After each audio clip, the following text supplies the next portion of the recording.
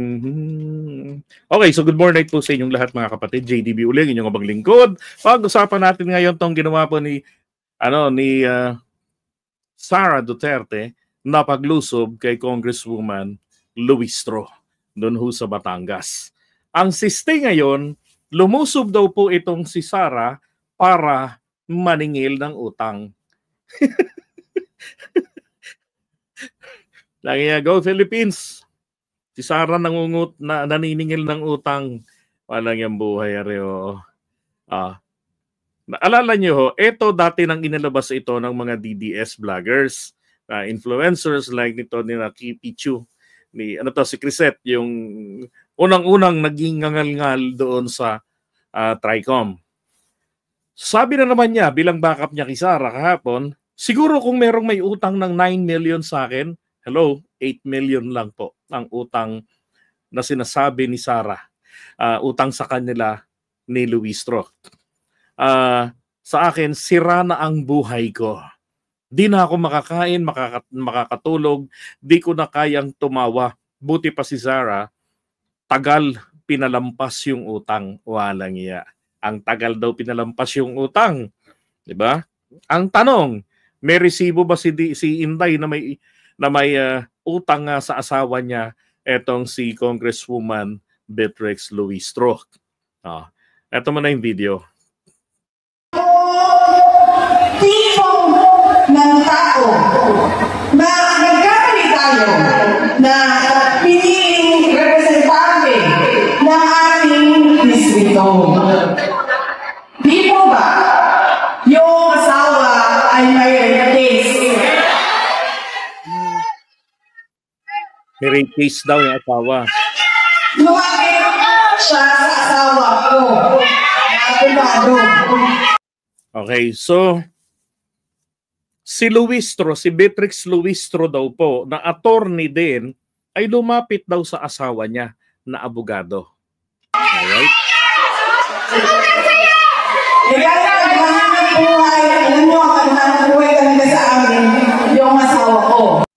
Parang mahirap lang, ano? Ang setup, ang naghahanap buhay talaga sa amin, yung asawa ko. Okay, naghahanap buhay, sige, pagdating natin ito. Tapos na ang kaso. Magbayad ka na ng 8 million. What? 8 million?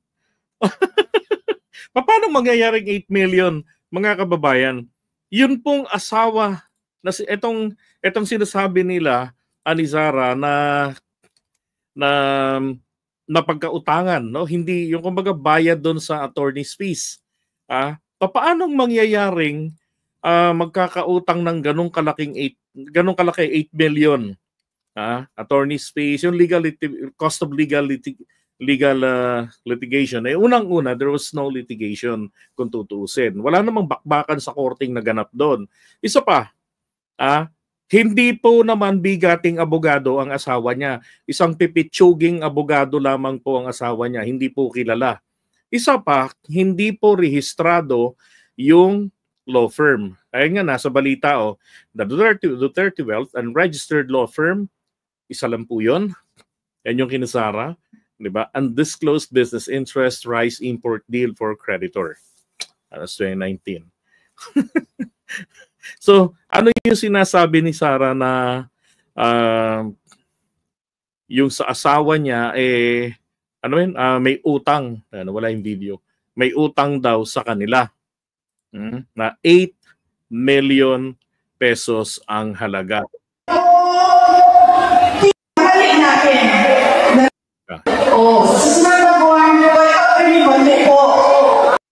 Yan. So, sabi niya, hindi daw po nagbabayad. No?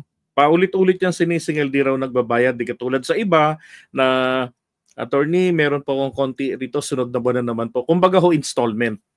So ano ba talaga yung nangyari doon sa kaso na yan? Base naman po, base ito sa paliwanag ni Luistro sa amin, proactively, kwento niya yan at nag-viral kay Go Philippines. Ano sinabi niya ron?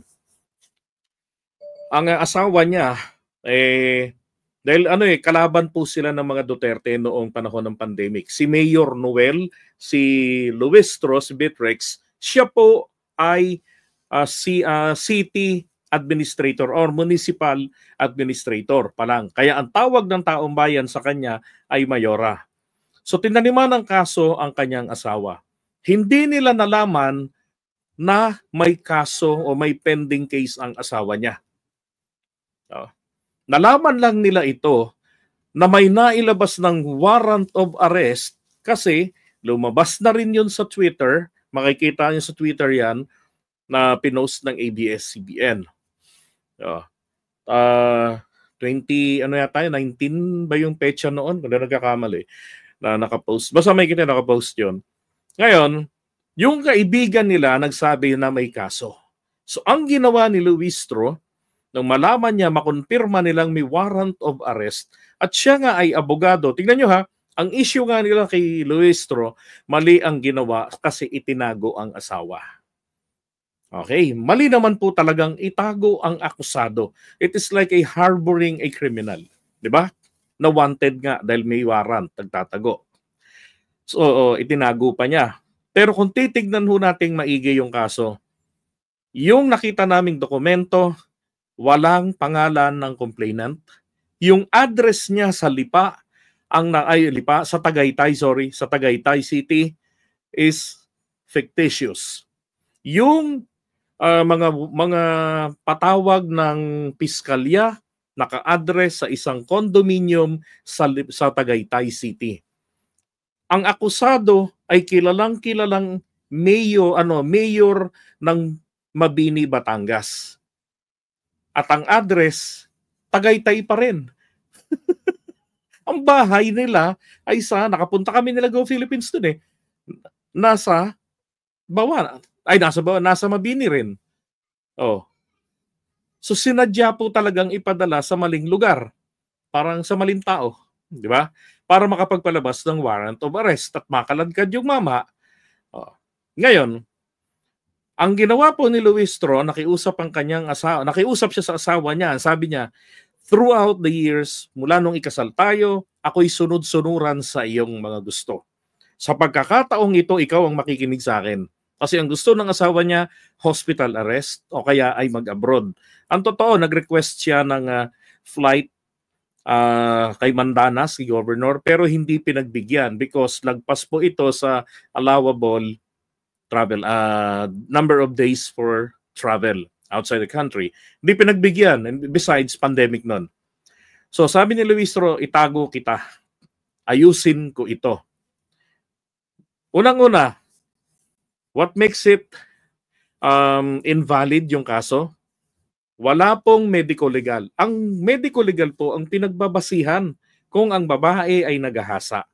Ang ebidensya, picture nung mayor, ni Luistro mismo, ni Mayor Luistro, ni Noel, na mukhang kinuha pa sa kanyang Friendster account. Lumang litrato daw na grinab ang ebidensya doon. So paano yun? Affidavit lang? Picture nung akusado? Tapos walang medico legal? Hindi porket pinanumpaang salaysay ito, bayan, ito po ay valid na po sa korte. It has to be supported by medical certification na yung hymen, kung virgin pa, o kung hindi naman, there were lacerations, katunayan there was an intercourse that happened. Diba? Wala pong mga ganun. So ang ginawa nito ni Luistro, nag-submit siya ng petisyon na katulad ng ginamit ni Leila de Lima na hiniling sa korte na judge, mangyari pong suriin niyo muna ang mga ebidensya kung enough to convict the accused. Kung hindi naman sapat ang ebidensya, i-dismiss niyo ang kaso. So yun po ang nangyari. Tinignan na ng judge because there was a petition. Siya na yung nag-abogado sa asawa niya. So ang ginawa niya ngayon, tinignan ngayon, nako, walang medico legal. Alam niyo, dapat po dito madisbar yung piskal na tumanggap ng kaso at nag-raffle papunta po sa korte. Kasi, bakit aabalahin pa ng piskal pausadin sa korte ang kaso kung wala namang medico legal? Diba? Bakit kailangan pang paharapin ang akusado Kung wala namang medical legal, kung kulang ang ebidensya, so mukhang nagka-mekos-mekos doon. Oh. Diba? Sabi ni Imelda Castro, gusto kasing i-connect sa drugs ang asawa ni Congresswoman Luistro. Diba? Kasi nga po tinutulan nila yung gusto ng administrasyon noon na yung nag-iisang ospital nila sa Mabini ay gawing COVID hospital. Sabi nila, paano yung ibang may mga ordinaryong sakit?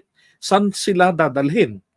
Ang dapat pong mangyari noon, ang standard, ang gobyerno magtatayo ng COVID clinics. Yung mga container van, lalagyan ng aircon, di ba? Na maglalagay ng mga matitibay ng mga tent para doon dalhin ang mga may COVID para sa insufficient ventilation. Ganun dapat. So, sino-shortcut nila? Tinutulan ito. Alam nyo naman pag tinutulan nyo ang administrasyon noon, bigla kang magiging drug lords. Ang nangyari sa asawa niya po, ay bigla po itong naging rapist. Na, kung titignan mo nga, sorry for the words kung titignan mo, parang hindi na tumatayo ang utin. Oh. Tapos magre-rape. Yun po ang failure nila. Walang medical legal. Dapat ipadisbarga yung piskal na tumanggap ng kaso. Dapat doon, pagtingin mo pa lang na kulang ng ebidensya, hindi nyo na yan pinausad. Ni-require nyo na yung complainant na mag-submit.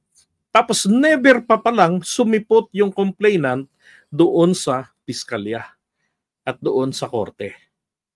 Oh.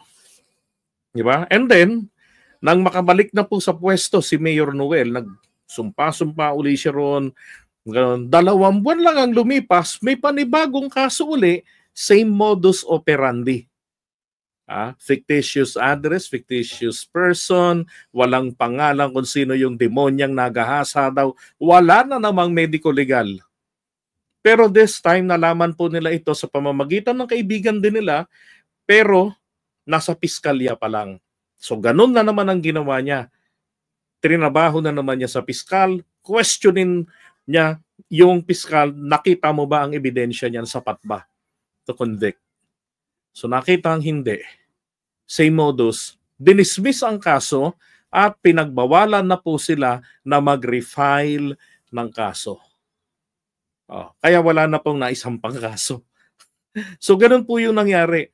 Now, para sabihin na nagkautang pa ng 8 milyon sa kanila, hindi po tumagal ng napakahabang kasuhan yun. At saka ang asawa nito ay pipitsuging abogado lang. Wala itong mga landmark case na naipanalo sa korte. Diba? So, anong ginawa ni Sara? Bakit po siya sumugod doon? Ginamit niya lamang yung mga argumento na kumalat noon laban po sa kanyang asawa, yung mga tirada ng mga DDS. Diba? Yun naman sinasabi nung una, may rape yan, na dapat madisbar si Luistro kasi tinago yung asawa, yung mga ganon. Dapat nga po talagang madisbar dito ay si VP Sara. Bakit? Abay, hayagan na sinasadya na po yung pagsisinungaling na ginagawa niya. Kaya ho yan nagpunta dyan, katulad ng ginawa niya doon sa Maynila na mga pumirma ng impeachment laban sa kanya at nag-imbestiga sa kanilang mag-ama. Katulad nito ni Joel Chua at yung si Valeriano at saka etong si Benny Abante. Yung congressman namin dito sa Quezon City, nung dumalo siya, ay balak niya ring banatan. Ang sabi niya, di ba, hindi ako makabanat sa congressman nyo dito kasi hindi ko kilala. So inendorso na lamang niya si Bong Suntay. Di ba? Ganon ang ginawa ni Sara. Di ba? Pumupunta sa lugar kung saan kalaban nila o hindi nila kaalyado ang kongresista at pumirma sa kanyang impeachment. Yung kongresista rito pumirma po sa impeachment niya. So binabalikan niya, sinisira niya sa mga residente. Inaasahan niya kasi na mapalitan para masiguro ang impeachment na ipinasampa niya doon po sa isa pang mangga na si Cardema. 'Di ba? Sinampahan ng impeachment si PBBM. And in fact, grupo pala, iba-ibang grupo pala ang magsasampa sana. Kaya lang naisip nila, siguro na masyado namang mukhang tanga sila pag nagsabay-sabay pa sila. Oh. Wala po muna ngayon. Hindi ito, hindi talaga eh. Kunwari, walang nangyari. Tapos, namingit ako, dahil na. Naninigay daw ng pera. Ano yun? Nakasampay ang pera?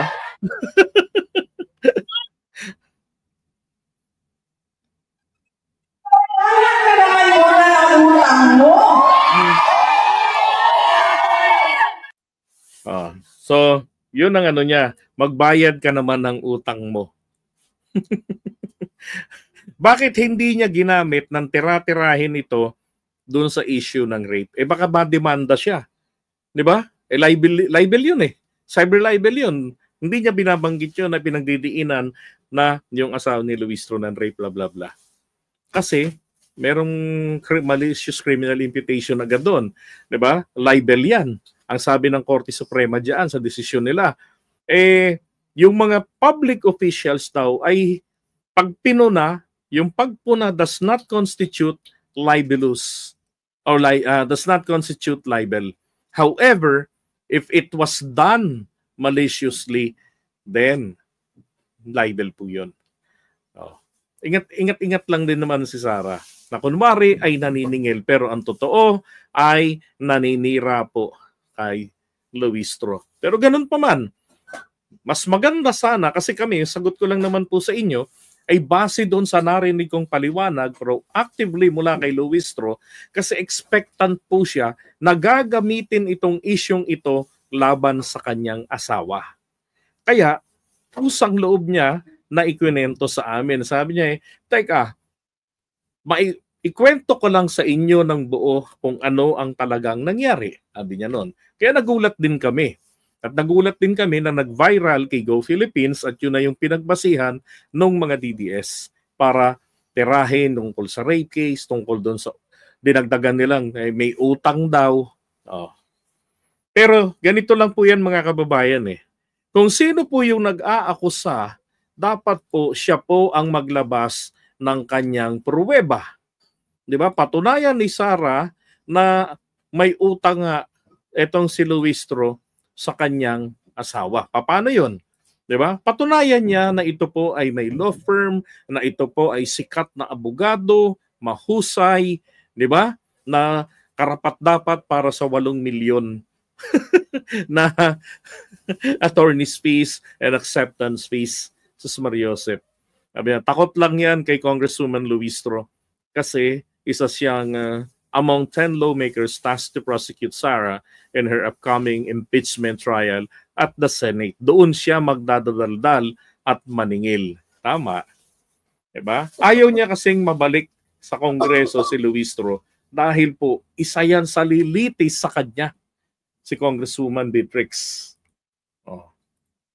Diba? Tinitira niya yung mga ano. Oo nga para nga.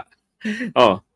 Now, going back, diba, sabi ko sa inyo, kung sino yung may akusasyon, yun ang magdala ng kanyang ebidensya, no, para sa kanyang akusasyon.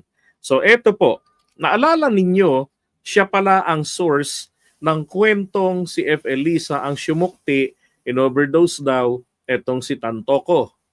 'Di ba? At yun na nga, laging sinasabi ng mga alipores nila ay nakabilanggo at yung nandito sa Pilipinas, kadobol, punyeta. Ginawa pa shooting sa pelikula no? Kadobol. Meron pang iba, clone, yung mga medyo bata-bata, clone. Yung mga gurang, kadobol. Ang husay naman daw ng kadobol ni FL, Sus Mariosep. Ilang beses nang nakita in public. So hindi rin po niya nailabas yung kanyang pruweba dito. Ang sinasabi niya rito, yan sa issue na yan, nandun daw yan po sa dokumento. Totoo, panoorin niyo po kay Carcleia. Nakikita niyo kay Carcleia, kinontent na yan, I believe that's 2 days ago. Yun po ay USRN. No? Taga-America rin po siya nakatira sa California at doon, sabi nga niya, hindi nga saklaw ng LA yan eh. Yung kaso na yun, eh. Iba ang may jurisdiction doon.